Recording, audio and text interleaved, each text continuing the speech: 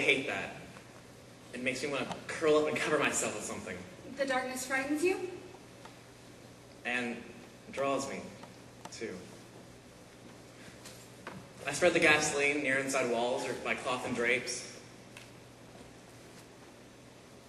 Sean, you promised me you'd really try this time.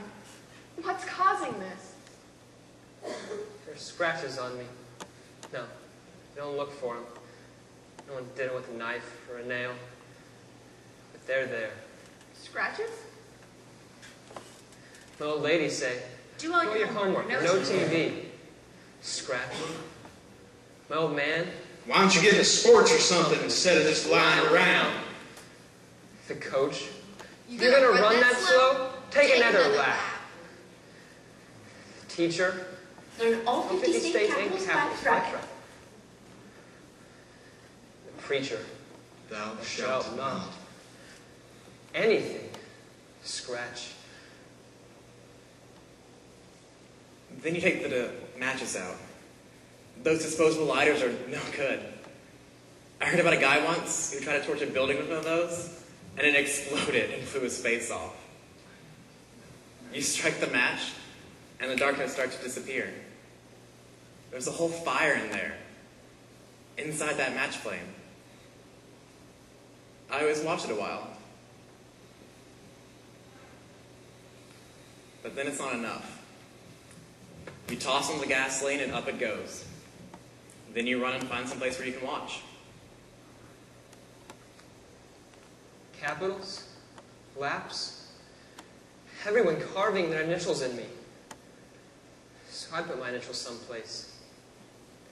A desk? A table? Or maybe someone else's initials, so they'd catch the heat.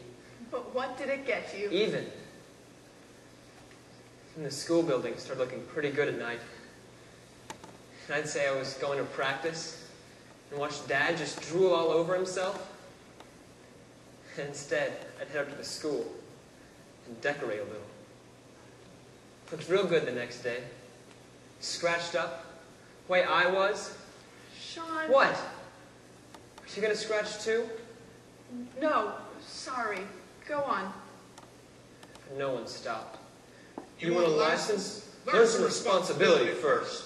We aren't made of money. Money, You'll you have know. to get a job. Times are tough. Tough, huh? Try it from this angle. I like them to catch slow so I can watch it all. The first bit of flame shows up on the outside, starting to lick the sides of the building. Or maybe it shoots up high and goes screaming out a window. Every second it's getting brighter. Like there's plenty of light, and you don't have to fight the darkness anymore. Like you could sleep without thinking something's going to get you all the time. Or somebody.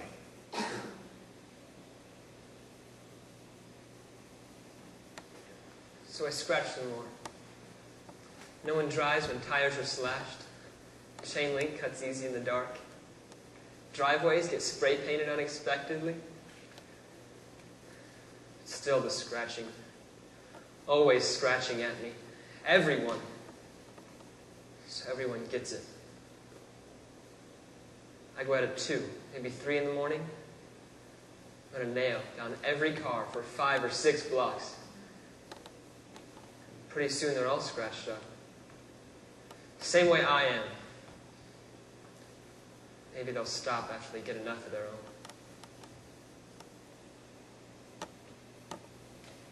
Have you ever seen a really big fire? It's like noon in the light of it. Like a huge noontime sun you made yourself to kill the darkness. I stare into it so hard sometimes, I can almost see myself looking back out. Beckoning myself. Inviting myself into the brightest part. It's warm in there. And it never gets dark. Never. James, Philly, male, 16, investigation of arson, third offense, probation violation, parents notified. Gibbons, Sean, male, 17, criminal mischief, vandalism, 2 counts, resisting arrest, assault on an officer, probation violation, referral to Department of Human Resources, parents notified. Grimes, Leah, female, 15, kidnapping, parents notified.